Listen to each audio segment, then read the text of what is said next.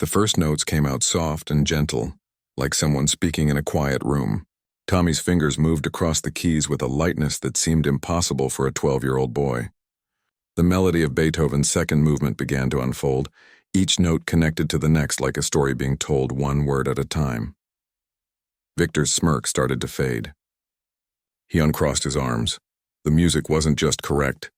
It wasn't just hitting the right notes at the right time. There was something else happening. Something that made the hair on the back of your neck stand up. Tommy played with a kind of understanding that usually took decades to develop. Each phrase breathed. Each section had meaning. The music spoke. In the waiting area, the girl with the shiny violin stopped fidgeting with her bow. The boy with the trumpet sat perfectly still. Everyone was listening now. Really listening. The kind of listening where you forget to breathe because you don't want to miss a single moment. Victor leaned forward in his seat. His pen had stopped moving completely. His eyes were fixed on the small boy at the piano, and for the first time that day his expression showed something other than boredom or disapproval. It showed surprise. Tommy's hands moved through a difficult passage where the melody jumped between different octaves. His fingers were a blur, but somehow every note rang clear and pure. No mistakes, no hesitation. Just music flowing like water, natural and inevitable. The slow singing quality of the piece filled every corner of the auditorium. Lisa, Victor's assistant, felt tears starting to form in her eyes. She'd been working with the director for 2 years and had heard hundreds of auditions. This was different. This was the kind of playing that reminded you why you loved music in the first place. The melody reached a tender section, the part where Beethoven seems to be remembering something beautiful and sad at the same time. Tommy slowed down just slightly, letting each note hang in the air before moving to the next. His eyes were still closed. His whole body swayed gently with the music like he was somewhere else entirely, somewhere the rest of them couldn't see. Victor's jaw tightened. He'd been teaching music for 40 years. He'd worked with prodigies, with gifted students from the best families, with kids who'd had private tutors since they were 4 years old. But this boy, this skinny kid in 2 big sneakers, was playing like his soul depended on it. The music swelled into a more passionate section. Tommy's fingers pressed deeper into the keys, drawing out a richer, fuller sound. The piano responded to his touch like it was part of him, like they were speaking the same language. Every dynamic change was perfect. Every crescendo built naturally. Every soft moment whispered exactly as it should.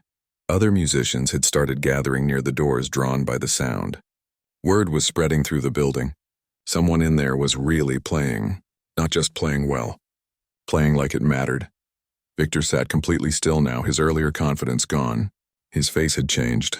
The hard lines around his mouth had softened. His eyes, which had been cold and judgmental all afternoon, now showed something that looked almost like pain. Not physical pain. The kind of pain you feel when something beautiful catches you off guard and reminds you of everything you've lost or forgotten. Tommy navigated through another challenging passage, his left hand creating a steady heartbeat-like rhythm while his right hand sang the melody above it. The coordination was flawless, but more than that, it was musical. He wasn't just executing technique.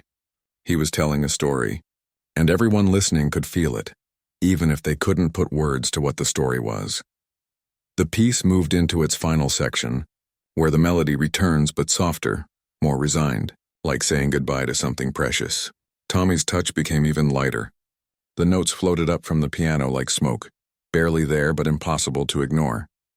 His face was peaceful now, almost serene. Whatever fear or nervousness he'd felt before was gone. There was only the music. In the audience, a man who'd been walking past the auditorium had stopped to listen. Then another person. Then another.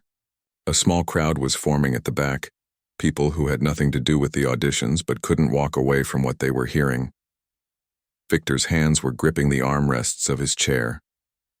His knuckles were white. This wasn't supposed to happen. This boy wasn't supposed to be good. He was supposed to be another dreamer, another kid who thought watching a few videos made him a musician. But this was real artistry. This was the kind of playing Victor had spent his whole life searching for in his students. The melody descended into the lower register of the piano, Tommy's left hand taking over the theme. The sound was warm and rich, like a cello singing in the darkness. Then the right hand came back in, answering, completing the thought. The two hands worked together in perfect balance, neither overpowering the other, both necessary, both beautiful. As the piece approached its ending, Tommy's playing became even more delicate. The notes grew softer and softer, each one placed with incredible care, the final phrase repeated, like someone saying goodbye multiple times because they don't want to leave. The melody rose one last time, hung in the air for just a moment, and then descended to the final chord. Tommy played the last notes with such tenderness that several people in the room held their breath. The chord faded slowly, gradually, until it disappeared into silence. But even after the sound was gone, the feeling remained, that strange, powerful sensation of having witnessed something true. Tommy lifted his hands from the keys. He opened his eyes slowly, like waking up from a dream. For a few seconds he seemed confused about where he was. Then he remembered. The audition. The director. All the people watching. The silence in the auditorium was complete. Nobody moved. Nobody coughed or whispered or shuffled their feet. They were all frozen, caught in that moment between the end of the music and the return to normal life. Tommy turned slightly on the bench to look at Victor. The boy's eyes were uncertain now, vulnerable. He looked like what he was, a 12-year-old kid who'd just poured everything he had into 3 minutes of music and didn't know if it was enough. Victor still hadn't moved. He sat in his chair staring at Tommy with an expression that was hard to read. His mouth was slightly open. His hands were still gripping the armrests. The confident, dismissive man who'd walked into the auditorium an hour ago seemed to have vanished completely. Lisa wiped her eyes quickly, trying to compose herself. She looked at her boss, waiting for him to say something, to do something, but Victor just sat there. The other kids in the waiting area exchanged glances. What was happening? Why wasn't the director saying anything? The silence stretched on, becoming uncomfortable. Tommy's face started to fall. Maybe he'd messed up. Maybe it wasn't good enough after all. Then Victor stood up, slowly, like his body wasn't quite following his brain's commands. He stood there for a moment, looking down at his clipboard, then at the stage, then at Tommy, and then without saying a word he started walking toward the stage steps. Victor's footsteps echoed in the silent auditorium. Each step on the wooden floor seemed louder than it should be.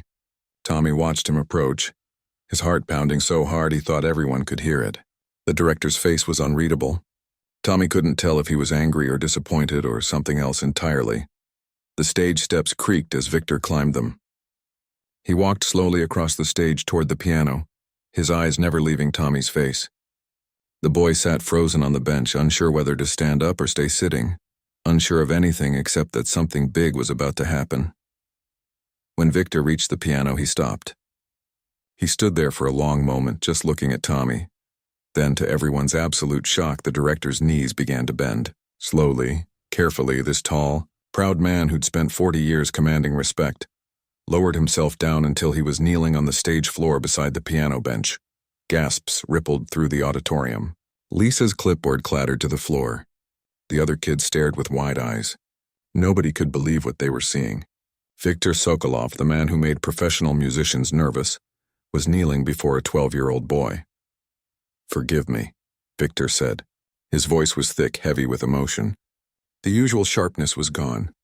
"I judged you before I heard you. I looked at your clothes, your age, your paperwork that said 6 months of lessons, and I decided you weren't worth my time. I was wrong. Completely wrong." Tommy's eyes filled with tears. He didn't know what to say. His throat felt like it was closing up. Viktor shook his head slowly. "In 40 years of teaching, I have heard thousands of students. Talented students, disciplined students, students with every advantage money can buy. But what you just did, what you just played, that wasn't just technical skill. That was art, that was truth. That was music the way it's meant to be." He paused, seeming to struggle with his words.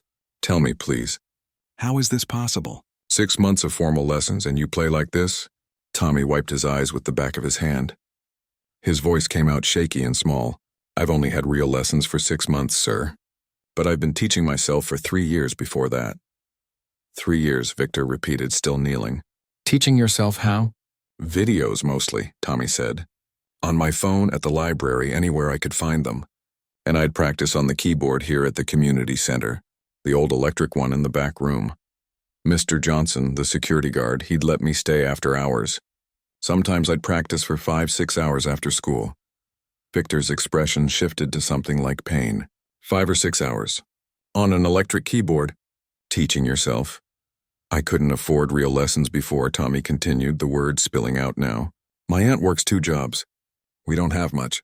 But 6 months ago, Mrs. Patterson, the music teacher at school, she said she'd teach me for free if I helped clean the music room. So I did. I cleaned every day and she gave me lessons twice a week. Lisa had moved closer to the stage now, along with several other people. Everyone wanted to hear this. The story behind the music, but why? Victor asked. Why work so hard? Why spend 3 years teaching yourself when you had no teacher, no real piano, no promise it would lead anywhere? Tommy's face crumpled. Fresh tears rolled down his cheeks. For my mom, he whispered. The auditorium became even quieter, if that was possible. My mom died 2 years ago, Tommy said, his voice breaking. Cancer. She was sick for a long time before that. But she loved music more than anything. She used to sing in the church choir every Sunday. She had the most beautiful voice. Victor remained kneeling, his hand now resting on the piano bench, close to Tommy but not quite touching. Her favorite composer was Beethoven, Tommy continued. She'd play his music on this old CD player we had. The Pathétique was her absolute favorite. She said it was like listening to someone's heart break and heal at the same time. When she got really sick toward the end, she couldn't talk much. But she'd ask me to play the CD and we'd just sit together and listen. Several people in the audience were crying now. Lisa wasn't even trying to hide her tears anymore. After she died, I couldn't listen to that music for a while. It hurt too much. But then, maybe 6 months after, I heard it playing in a store somewhere. And instead of just hurting, I felt close to her again, like she was there with me. Tommy took a shaky breath. That's when I decided I had to learn to play it. I had to be able to play her favorite piece.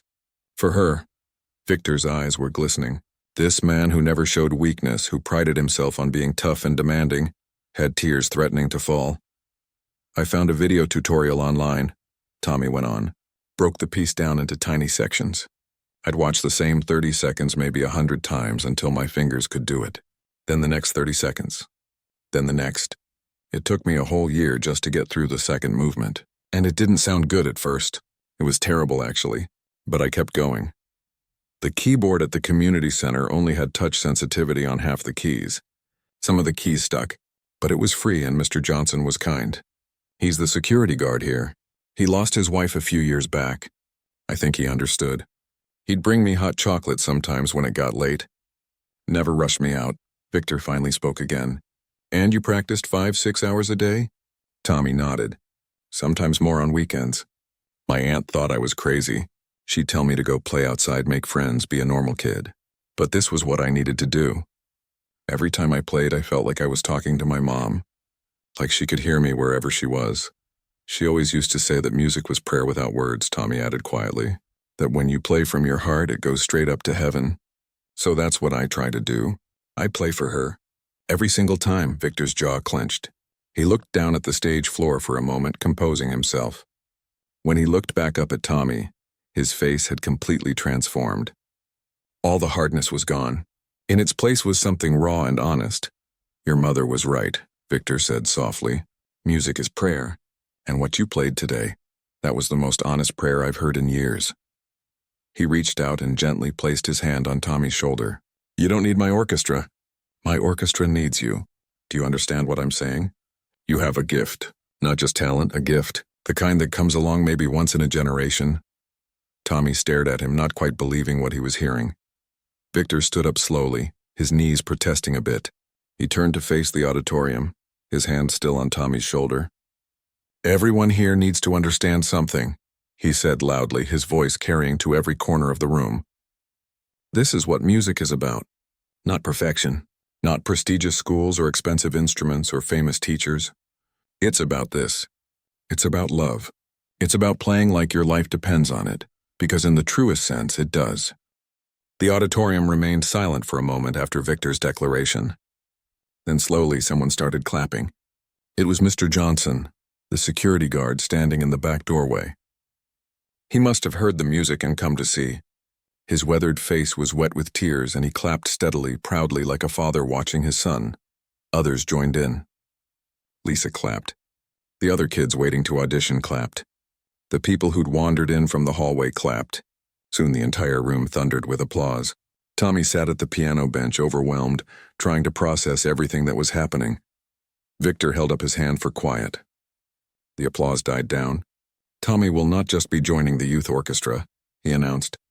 He will be our featured soloist for the season opening concert, and I will personally ensure he gets the training he deserves. More applause erupted. Tommy looked up at Victor with disbelief. But sir, I can't afford— No, Victor interrupted firmly. You misunderstand. You've already paid your dues. 3 years of practice on a broken keyboard. Hours stolen from childhood because you had something you needed to say. That's payment enough. He turned to Lisa. Make note. I want to contact every music teacher I know in this city. Someone will take him as a student. Someone will see what I see. Lisa nodded, scribbling frantically on her clipboard. The rest of that day passed in a blur for Tommy. Other kids finished their auditions, but nothing could match what had happened. Word spread through the community center like wildfire. By the time Tommy left that evening, people he'd never met were stopping him in the hallway to shake his hand or pat his shoulder. Mr. Johnson walked him out. Your mama would be so proud, he said quietly. I know she's watching. I know she heard every note. Tommy hugged him. This man who'd given him a chance, who'd let a kid stay late in an empty building because he understood what loss felt like. Thank you, Tommy whispered. For everything.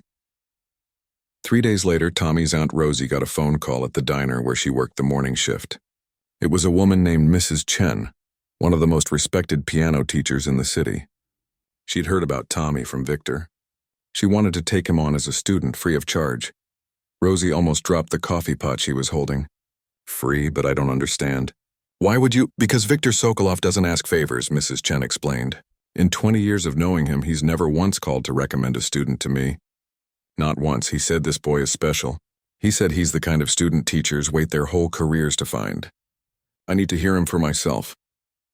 That Saturday, Rosie took the bus with Tommy across town to Mrs. Chen's home studio.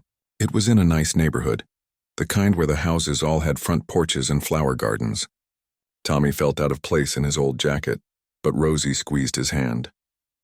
Hold your head up, she whispered. You belong anywhere your talent can take you.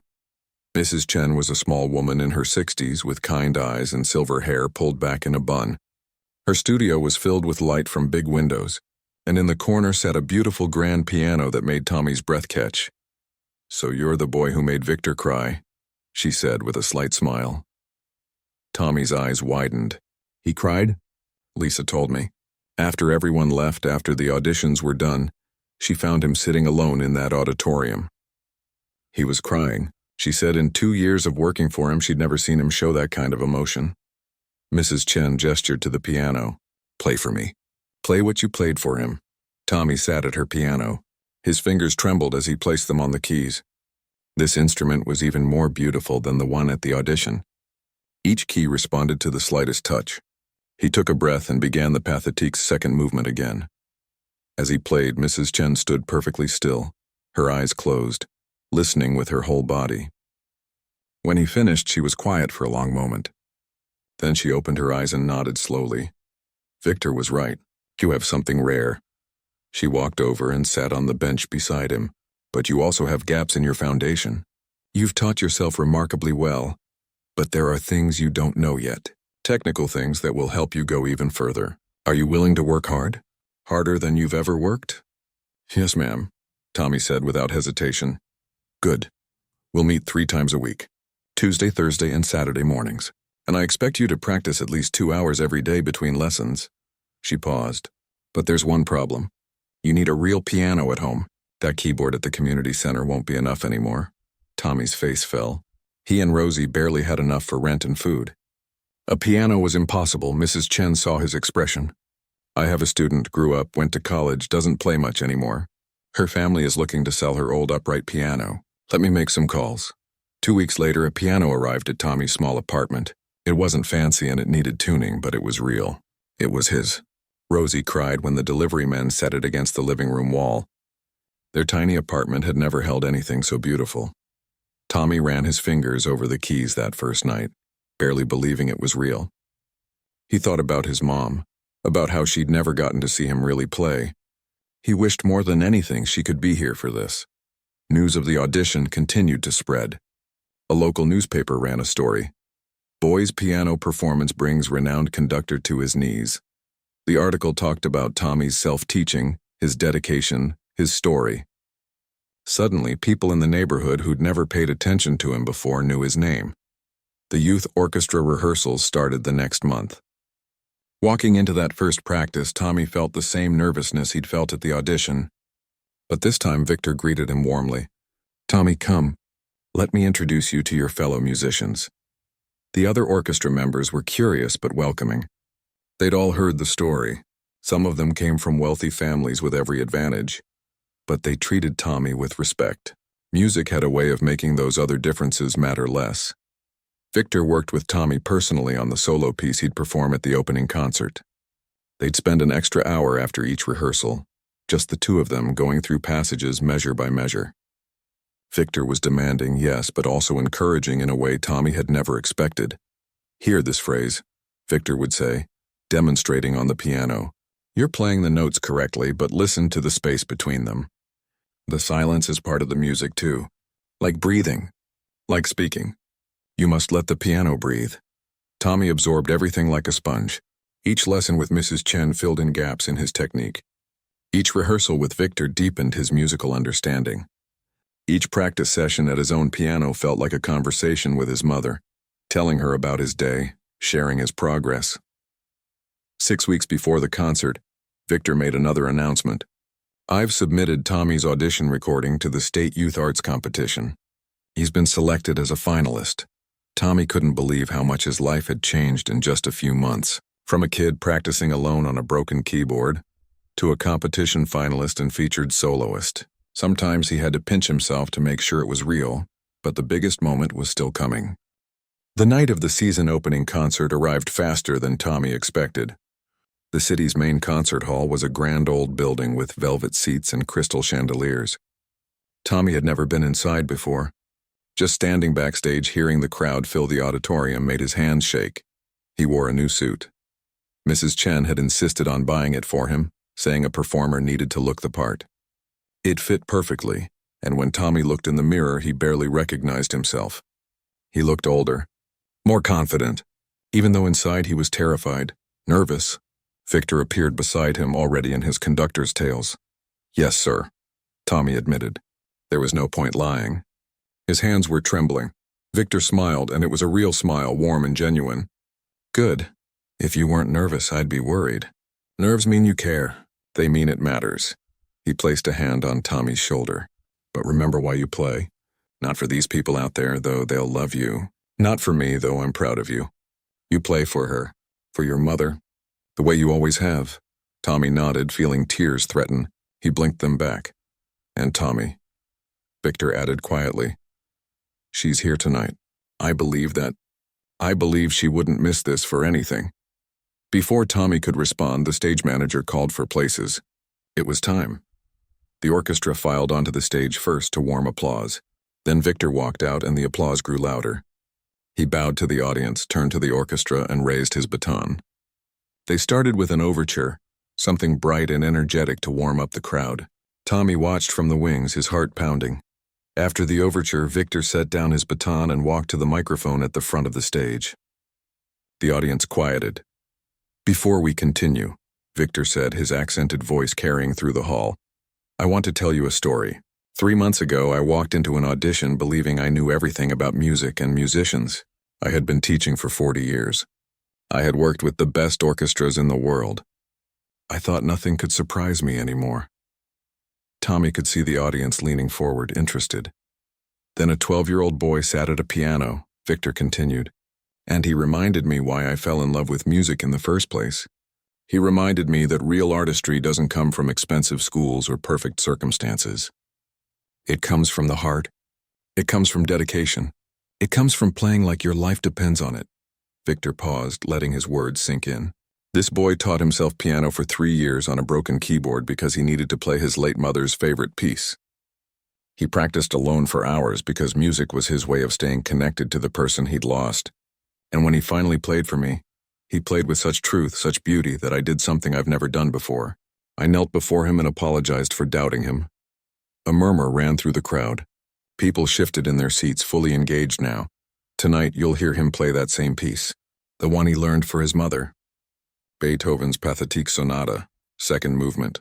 But you won't just be hearing notes on a piano. You'll be hearing what music really is. A conversation between earth and heaven. A prayer without words. Please welcome our soloist, Tommy Chen. The applause was thunderous as Tommy walked onto the stage. His legs felt weak, but he kept moving. The spotlight was bright and hot on his face. He could see the first few rows of people, all of them watching him, waiting. Beyond that, the auditorium disappeared into darkness, but he knew it was packed. Over 800 people. He sat at the grand piano center stage. It was the finest instrument he'd ever touched. He adjusted the bench, placed his hands over the keys, and for a moment panic seized him. This was too big. Too important. What if he messed up? What if he forgot the notes? What if? Then he closed his eyes and thought of his mom. Her smile. Her voice. The way she used to hum along to Beethoven while cooking dinner. The way she'd squeeze his hand during the scary parts of movies. The way she'd called him her little blessing every single day. The panic faded. He wasn't alone up here. He'd never been alone. Tommy took a breath and began to play. The first notes floated out into the concert hall, soft and pure. Immediately, the audience stilled. That restless energy that always fills a crowd disappeared. Everyone was listening. Tommy played the way he always played, with his whole heart. Each note was a word in a conversation with his mother. "I miss you," the melody said. "I'm okay now," it continued. "I'm doing things that would make you proud. I'm becoming who you always believed I could be." The music swelled and retreated, breathed and sang. His hands knew what to do. They'd played this piece hundreds, maybe thousands of times, but tonight felt different. Tonight felt like every note mattered more. Like the music was reaching further than it ever had before. In the audience, Aunt Rosie sat in the third row, tears streaming down her face. Next to her was Mr. Johnson, the security guard, in his best suit. Mrs. Chen sat a few rows back, her eyes closed, a peaceful smile on her face. And scattered throughout the hall were people whose lives had been touched by Tommy's story. Teachers, students, neighbors, strangers who'd read the newspaper article and wanted to see this boy who'd moved a famous conductor to tears. Tommy played through the challenging passages flawlessly. The melody climbed and descended, each phrase shaped with the understanding he'd developed through years of practice and pain and love. When he reached the tender final section, he thought he heard his mother's voice humming along the way she used to. Maybe it was his imagination. Maybe it was memory. Or maybe Victor was right and she really was there somehow. Listening, the final notes came. Soft, gentle, like a whisper of goodbye that wasn't really goodbye at all. Just see you later. Tommy held the last chord, let it fade into silence, then lifted his hands from the keys. For a heartbeat, nothing happened. The silence was complete. Then the applause began. But this wasn't ordinary applause. People rose to their feet. The sound was like thunder, like a wave crashing over the stage. Tommy opened his eyes, stunned. The entire audience was standing. 800 people on their feet, clapping until their hands hurt. Victor was on the stage now, grabbing Tommy's hand and raising it high. Tears ran freely down the conductor's face. He wasn't embarrassed. He wasn't hiding it. He pulled Tommy into a tight hug, and Tommy could feel the older man's shoulders shaking. "Your mother heard that," Victor whispered in Tommy's ear. "I promise you, she heard every note." The orchestra members were standing too, tapping their bows against their music stands in the traditional musician's salute. Lisa was in the wings, crying openly. Mr. Johnson was on his feet, clapping so hard it looked like his hands might break. Aunt Rosie had her face in her hands, sobbing with pride and joy and grief all mixed together. Tommy bowed, overwhelmed by it all. When he straightened up, he looked out at the sea of standing people, and suddenly he didn't see strangers anymore. He saw his community, his city, people who'd believed in him, people who'd helped him, people who understood that music mattered, that beauty mattered, that holding on to love even after loss mattered. After the concert, people lined up to meet him. Some wanted autographs, some just wanted to shake his hand. An older woman with white hair waited patiently at the end of the line. When she finally reached Tommy, she took both his hands in hers. "I lost my daughter 5 years ago," she said softly. "Tonight, when you played, I felt close to her again. Thank you for that gift." Tommy hugged her, this stranger who wasn't a stranger at all. They were connected by the universal language of loss and love and music. Later, as he and Aunt Rosie rode the bus home, she pulled him close. "Your mama would be bursting with pride," she said. "You know that, right?" Tommy nodded against her shoulder. He was exhausted, completely drained, but also filled with something he couldn't quite name. Peace, maybe. Purpose. The feeling that he was exactly where he was supposed to be, doing exactly what he was meant to do. When they got home, Tommy went straight to his piano. It was past midnight, but he sat down and played the Pathétique one more time, quietly, so he wouldn't wake the neighbors, just for himself, just for his mom. And in the silent apartment with only the streetlight coming through the window, Tommy Chen played his prayer. Note by note, measure by measure, his fingers dancing over the keys like they were telling the oldest story in the world. The story of a child's love for a parent. The story of grief transformed into beauty. The story of a boy who turned his broken heart into music that could make 800 strangers weep. Outside, the city slept. But inside that small apartment, something magical was happening. A conversation between earth and heaven. A prayer without words, music pure and true and real.